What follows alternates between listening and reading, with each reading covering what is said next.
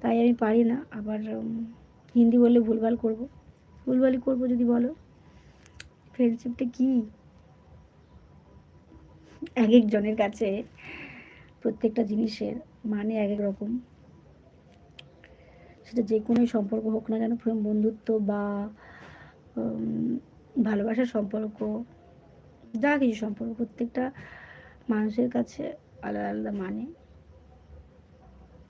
বন্ধুত্ব মানে পাশে থাকা, সাপোর্ট করা, সুখে দুঃখে সবসময় পাশে থাকা। বন্ধু বান্ধব যার সাথে সব কিছু শেয়ার করা যায় অনায়াসে, দুবার না ভাবতে হয় যে বলবো কি বলবো না, এটা যেন না ভাবতে হয়।